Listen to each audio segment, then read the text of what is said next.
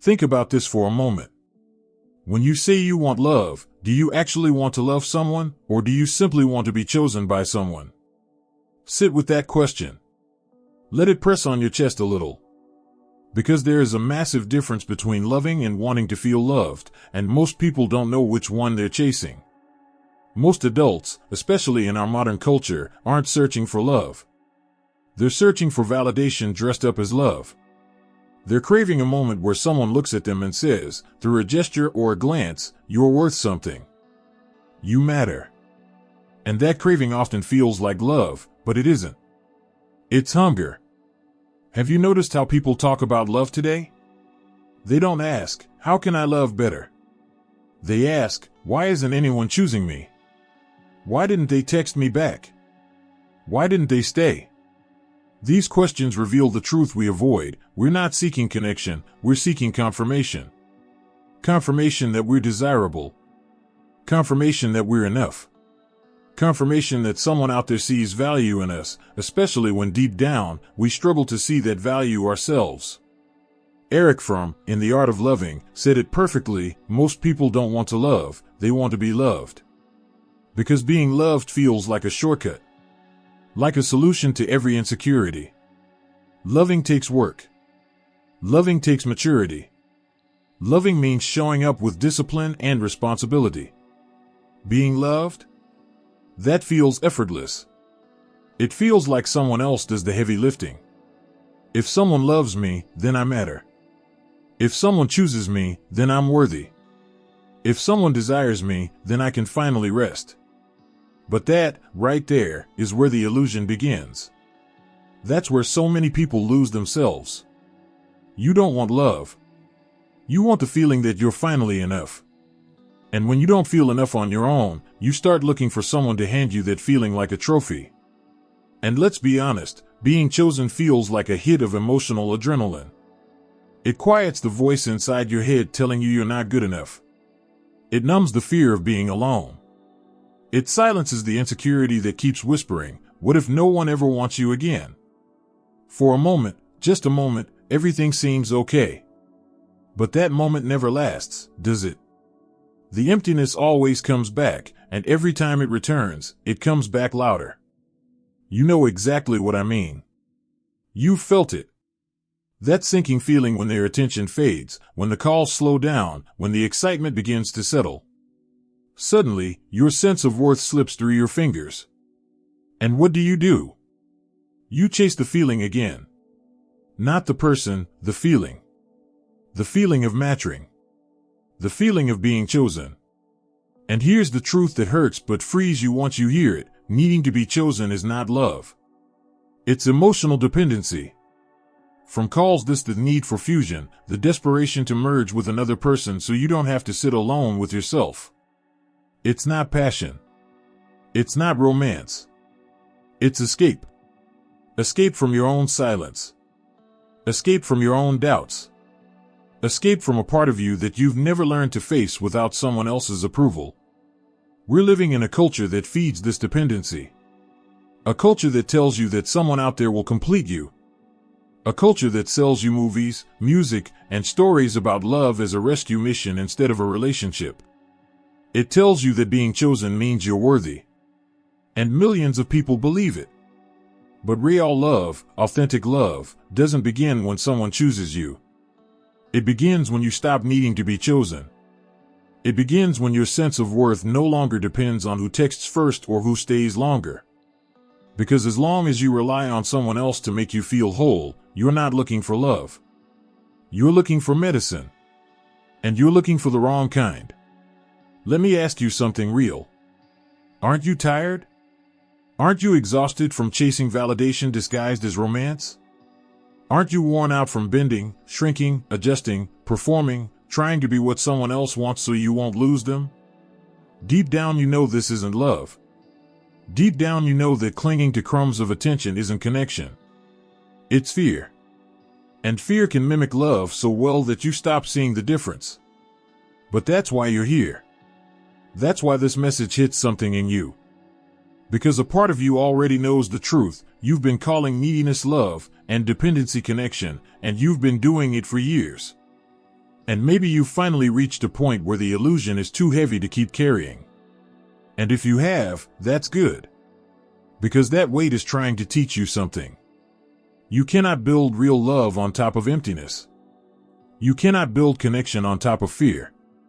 You cannot build a partnership on the shaky ground of please choose me so I can feel whole. This first section isn't here to comfort you.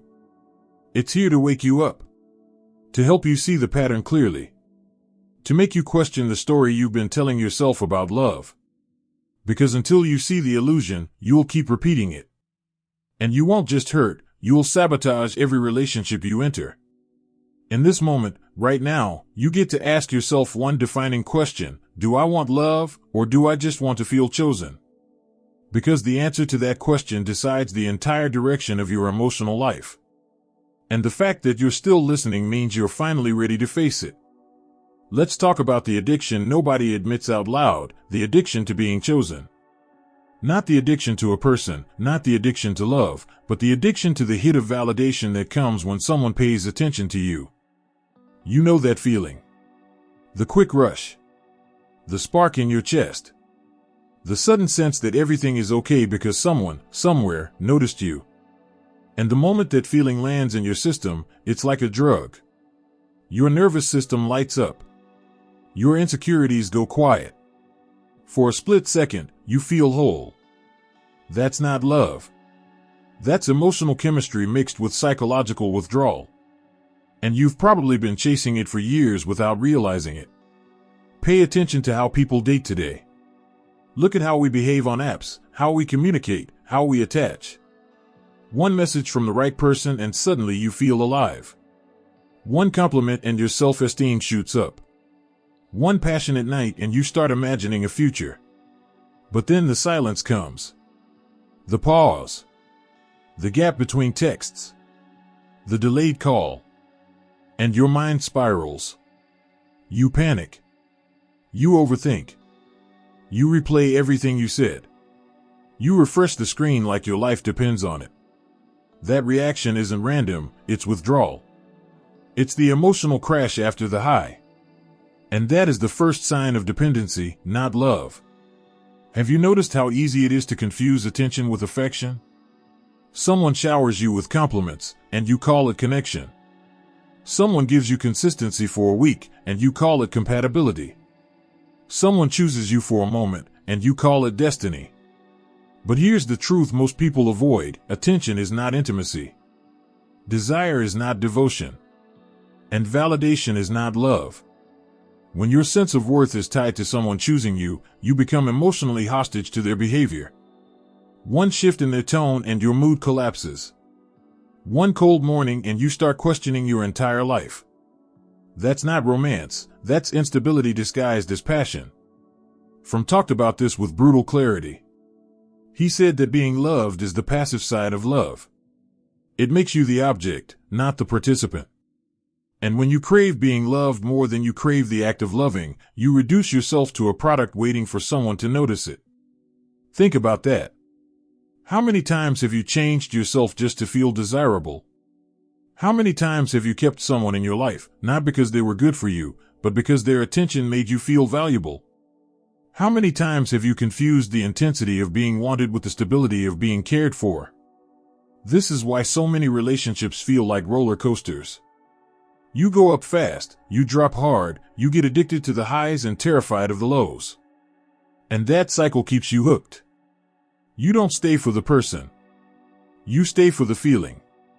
You stay for the emotional high that makes you forget, even for a moment, how incomplete you feel inside. Let me bring this even closer to home. Think about ghosting. Think about those moments when someone pulls away without warning. Why does it hurt so much? Why does it feel like your chest is collapsing? It's not because you lost a soulmate. You barely knew them. It's because your validation source disappeared. You weren't mourning a relationship, you were mourning the sensation of being wanted. Or think about that person who breadcrumbed you, giving just enough attention to keep you hopeful but never enough to build anything real. Why did you tolerate it? Because the little crumbs fed your hunger. They gave you the emotional microdose you needed to avoid facing the empty space inside yourself. And here's something even more uncomfortable: you've probably done the same to someone else. You've probably used someone's attention to soothe your ego, even when you knew you didn't want them. Not because you're cruel, but because this culture trained you to consume affection like a resource. To take validation whenever it appears. To chase the high, not the relationship. But ask yourself this: how many times has this hunger led you to someone emotionally unavailable? How many times has this hunger blinded you to red flags? How many times has this hunger made you settle for less, accept less, tolerate less, just because the idea of not being chosen terrified you more than the reality of being mistreated? Validation feels good until it destroys you. Because here's the truth you need to hear: anyone who can make you feel valuable with one text can make you feel worthless with one silence. That's not love. That's emotional volatility. And you deserve better than living in a state of constant emotional gambling, waiting to see if today you'll get the high or the crash. This hunger also creates a dangerous illusion, the illusion that someone out there can finally make you feel whole. But no one can carry that responsibility. No one can hold your self-worth steady forever. No partner can be your emotional oxygen. And when you demand that from someone, you turn a relationship into a dependency contract. Make me feel enough, and I'll give you whatever version of me you want. But the bill always comes due. Because people eventually get tired of carrying the weight of someone else's emptiness. They pull back. They disappoint you. They fail to meet the expectation you never voiced but silently depended on. And every time that happens, the wound inside you splits open again. But here's the shift you need to make: the problem isn't that people leave. The problem is that you've been relying on their presence to avoid looking at your own lack of self-worth. You've been expecting them to fix what only you can face. And when you finally see that, even if it hurts, you start to reclaim your power. Because real love doesn't come from the hunger to be chosen. Real love comes from the strength of choosing yourself first, so you don't chase anyone out of desperation again. If you're ready to go deeper into the roots of this hunger, say 3, and I'll write the next section. Let's go deeper now, deeper than dating patterns, deeper than adult behavior, deeper than validation. Because behind every desperate need to be chosen, behind every panic attack when someone pulls away, behind every emotional spiral over a text message, there is a child. Not a metaphorical child. A real emotional version of you that never grew up. That child is still inside you, still scared, still hurting, still trying to earn the love it didn't receive when it needed it the most. And until you meet that child, until you understand why they're crying inside you, your relationships will continue to feel like emotional war zones. Have you ever wondered why certain rejections hit you harder than they should? Why someone you barely knew could trigger a reaction that felt like your entire world was collapsing? Why you cling so intensely to people who give you even a small dose of attention? It's not immaturity. It's not being too emotional. It's not being too sensitive. It's a wound. A wound that didn't start in adulthood. A wound that began long before your first heartbreak. A wound that was formed in childhood, the years when the way you were loved shaped the way you would seek love for the rest of your life. Let's tell the truth here: a child does not understand emotional neglect. A child does not understand conditional love. A child does not understand parents who are distracted, inconsistent, emotionally absent, or overwhelmed by their own problems. A child only understands one thing: if I am not being loved, it must be my fault. Children personalize everything. They constantly try to earn affection, adjust to keep the peace, shrink to avoid disappointment, or overperform to feel seen. They learn that love is something to chase, something to work for, something that can be taken away at any moment. And that lesson doesn't just disappear when you turn 18. It becomes your programming. It becomes the emotional script you keep repeating unconsciously. And then you grow up. You start dating. And suddenly, the stakes feel higher than they should. One delay in a message, and you feel that same childhood panic. One sign of disinterest, and something inside you collapses. One argument, and you're terrified the relationship will end. These reactions aren't about the person in front of you, they're about the person behind you. The past. The version of you who learned to fear separation long before you learned to swipe right. Eric Fromm never used the phrase inner child, but his ideas point directly to it. He said separation is the greatest source of human anguish. And the first time any of us ever felt that anguish was as children. A child's survival depends entirely on connection. So when connection feels threatened, it doesn't create discomfort, it creates terror. That terror doesn't just vanish because you grew taller or learned how to pay bills. It stays stored in your body, waiting to be triggered by anything that resembles the original feeling of being unseen, unheard, or unvalued. This is why your adult relationships feel so overwhelming. You're not reacting as a grown adult. You're reacting as a child who never got the emotional safety they needed. Think about the patterns. Think about the times you said, I know this person isn't good for me, but I can't walk away. Think about the times you tolerated disrespect just to avoid being alone. Think about the times you apologized for things that weren't your fault just to keep someone from leaving. None of that came from logic. None of that came from your adult self. That came from a child inside you making decisions out of fear, not clarity. That child still believes love must be earned. That child still believes they must prove their worth. That child still believes that if someone leaves, it means they weren't enough. And so, as an adult, you keep repeating the same strategies you learned when you were little. If I please them, they'll stay. If I don't upset them, they won't leave. If I give enough, they'll finally love me the way I need. If I make myself indispensable, they'll never forget me. But none of that is love. That is survival. That is the wounded child trying to recreate a childhood where they finally win the love they never received consistently. And let me tell you something important. The people you attract and attach to are not accidents. You're not choosing them, you're repeating them. You're replaying patterns your nervous system knows. You're drawn to dynamics that feel familiar, even if they're painful. You're drawn to partners who trigger your wound, not because you're flawed, but because a part of you is still trying to fix the past through the present. This is why someone kind, stable, and emotionally available feels boring at first. Not because they are boring, but because your nervous system doesn't recognize safety as love. It recognizes unpredictability as love. It recognizes inconsistency as love. It recognizes emotional chasing as love. Because that's what you learned growing up. Until you face that, relationships will keep feeling like emotional battles with no clear enemy. But here's the shift you need to make. The wound isn't in the present. The wound is in the past.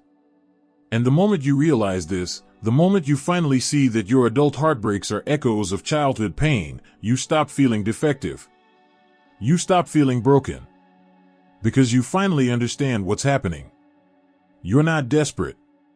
You're wounded. You're not weak. You're unhealed. You're not clingy. You're scared. And there is nothing wrong with that, but there is something dangerous about ignoring it. Healing doesn't start when someone finally loves you right. Healing starts when you finally recognize the child inside you and stop abandoning them. It starts when you stop demanding that partners fix what began long before they entered your life. It starts when you stop handing your childhood wounds to adults who were never responsible for them. This is where emotional maturity begins. This is where real love begins. And in the next section, we're going to talk about what mature love actually looks like and why so few people ever reach it. Now that we've uncovered the childhood wound and the hunger to be chosen, it's time to face the hardest truth of all. Most people don't actually know what real love looks like. They know passion, they know infatuation, they know anxiety, they know obsession, they know the adrenaline rush of being desired, but real love? Mature love? That's foreign territory. And the reason is simple. Mature love requires something the culture never teaches you: inner wholeness. Eric Fromm made a distinction that should be tattooed on the heart of every adult trying to build a healthy relationship. He said, in immature love, I love because I am loved. In mature love, I am loved because I love. Read that again. Immature love reacts. Mature love initiates. Immature love is a trade. Mature love is an offering. Immature love waits to be chosen. Mature love chooses. And here is the uncomfortable truth: you cannot give mature love if you are still living from the wound of the child inside you. You cannot show up for someone with presence when your entire emotional stability depends on their attention. You cannot build something real if every argument feels like abandonment and every silence feels like rejection. Mature love is impossible without emotional structure, and most people never learned how to build one.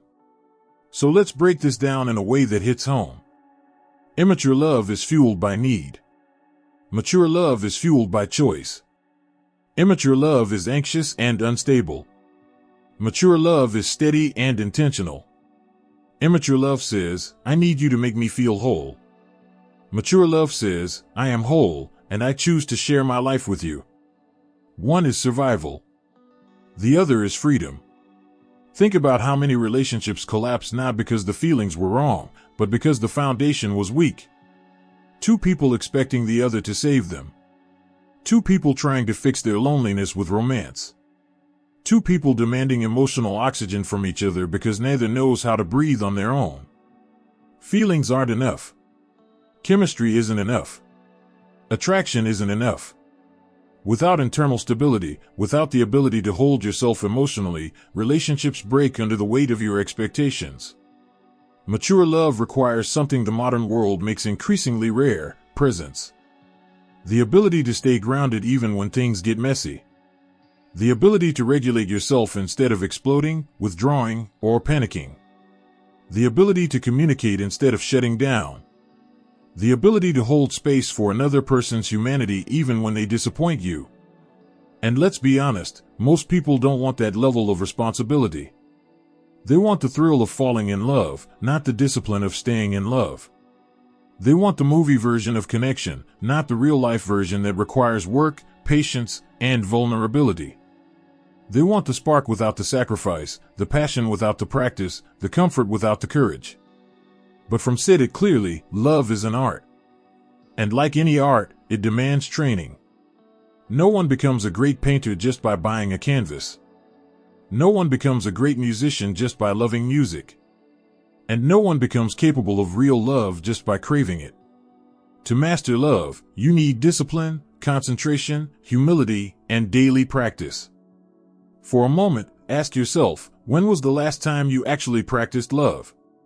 Not the butterflies, not the fantasy, not the addiction to being wanted, but the hard work of showing up as a grounded, whole human being. When was the last time you took responsibility for your triggers instead of blaming them on your partner? When was the last time you communicated honestly instead of expecting your partner to read your mind? When was the last time you respected your own boundaries instead of sacrificing them to avoid conflict? Immature love avoids discomfort. Mature love embraces it. Immature love fixates on intensity. Mature love values consistency. Immature love collapses under conflict. Mature love uses conflict to deepen connection. And maybe the biggest difference of all, immature love is about what you get. Mature love is about what you give. But here's the key: giving in mature love does not mean self-sacrifice. It means offering from abundance, not from desperation. When you haven't built emotional wholeness inside yourself, you're not giving love, you're trading it. I'll give you affection if you make me feel valuable. I'll give you loyalty if you give me attention. I'll give you devotion if you give me validation. That's not love. That's a contract built on insecurity. Mature love doesn't operate this way. Mature love says, "I don't need you to complete me. I don't need you to fix me. I don't need you to erase my loneliness. I am responsible for my own emotional state. And because I take responsibility for myself, I can meet you as an equal, not as someone who needs saving." This terrifies people. Because real love requires you to grow up emotionally. It requires you to face your patterns. It requires you to stop blaming your partners for your wounds. It requires you to stop expecting people to heal parts of you that were broken long before they arrived. Mature love is not glamorous. It's not dramatic. It's not chaotic. It is grounded, respectful, present, intentional. It's two adults choosing each other, not because they're desperate, not because they're afraid to be alone, not because they need validation, but because they see one another clearly and still say yes. And that's why mature love is so rare. Because being loved is easy. Loving is hard. Falling in love is easy. Staying in love is hard. Being chosen is easy. Choosing someone with clarity, responsibility, and presence over and over, that takes work. But here is the promise: when you learn to love maturely, you unlock a relationship unlike anything you've experienced. Drama disappears. Anxiety fades. Games end. Instead, you feel peace. You feel safety. You feel partnership. You feel freedom. You feel the quiet strength of two whole people walking side by side. And in the next section, we're going to uncover why so few people ever get there, and how modern culture keeps you stuck in the fantasy of immature love. Let's expose one of the biggest lies our culture has ever sold you, the lie that love should be effortless, magical, dramatic, and intense. The lie that someone out there will complete you, fix you, save you, or lift you out of loneliness with one perfect kiss under cinematic lighting. That lie has shaped generations of people into emotional children walking around in adult bodies, begging for rescue instead of building connection. And if you don't break free from this lie, you'll spend your entire life confusing dependency with love. We live in a culture that romanticizes dysfunction. Hollywood teaches you that true love is chaos and passion and sleepless nights. Social media tells you that your worth depends on how desirable you appear. Love songs preach obsession, heartbreak, possession, and emotional highs as proof that your feelings are real. And dating apps? They train you to shop for people like products: swipe, match, talk, ghost, repeat. This is not the soil where mature love grows. This is the soil where emotional infancy thrives. And here's the worst part: you've absorbed these messages since childhood. You've been conditioned to chase the spark, the chemistry, the instant connection. You've been taught to trust butterflies over stability, intensity over peace, fireworks over compatibility. But butterflies aren't love, they're anxiety dressed up as excitement. Fireworks aren't love, they're novelty dressed up as destiny. And chemistry isn't love, it's your trauma bonding with someone familiar. Our culture feeds the fantasy that love is a feeling, not a skill. That the right person will make everything easy. That you don't need to grow, develop, or heal, you just need to find the one. So people don't learn to love. They learn to crave the feeling of being wanted. They learn to chase emotional highs. They learn to rely on partners to soothe wounds they never took responsibility for. And when the fantasy cracks, when the real work begins, when the honeymoon fades, they think something is wrong with the relationship. No. Something is wrong with the expectation. Think about how people talk about relationships in America today. I just need someone who completes me. I'm waiting for the right person to come along. If they were really my person, they wouldn't trigger me. If we were meant to be, it wouldn't feel this hard. These ideas sound romantic, but they're emotional poison. They keep you stuck in the belief that love is something done to you, not something built by you. They keep you waiting instead of working. They keep you passive instead of present. Fromm saw this coming long before dating apps existed. He wrote that modern society has turned love into an object, something to acquire, something to win, something to be worthy of. And because of that, people believe the hard part is finding someone, not learning how to love them. They believe the challenge is attracting love, not practicing love. They believe the solution is the perfect partner, not becoming a capable partner.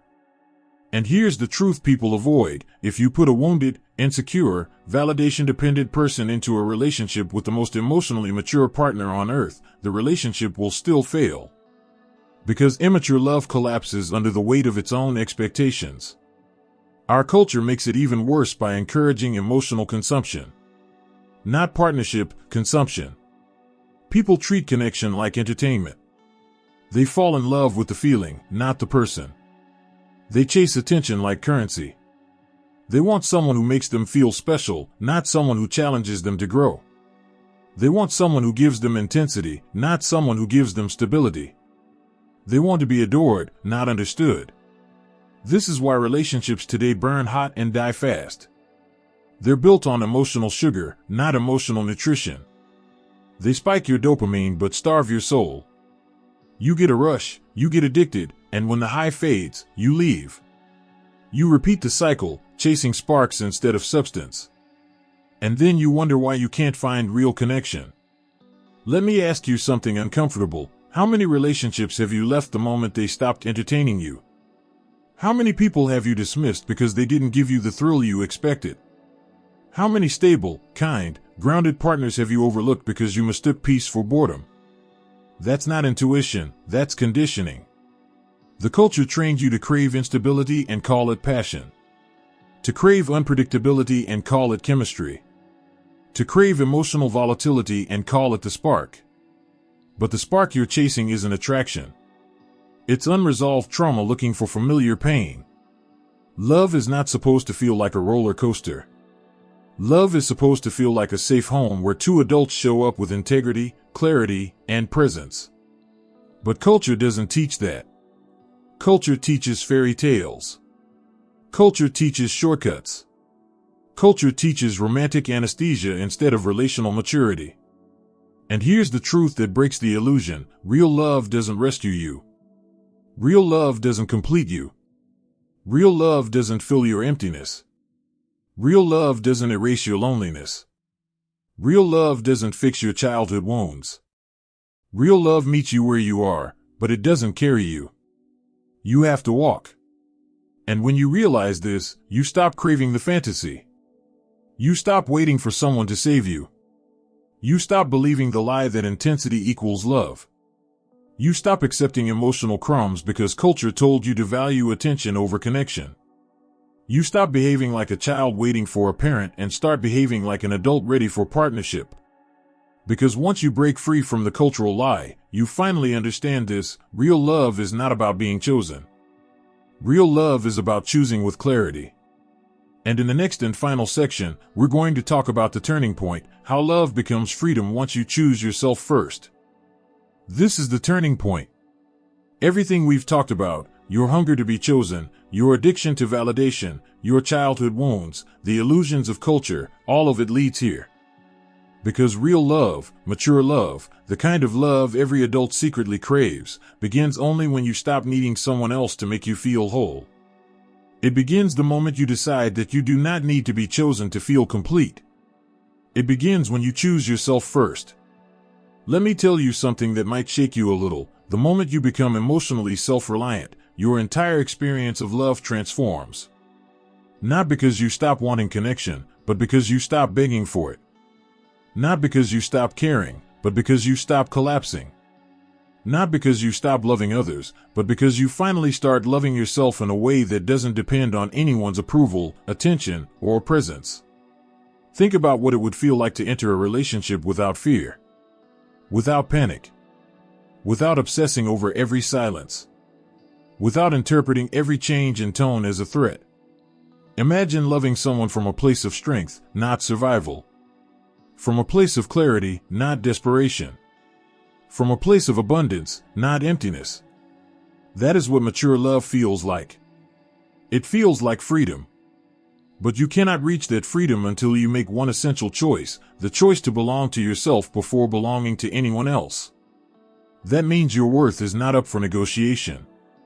That means your boundaries are not optional. That means your emotional stability is not outsourced to another person. That means you hold yourself, validate yourself, respect yourself, and protect yourself the way you once begged others to do.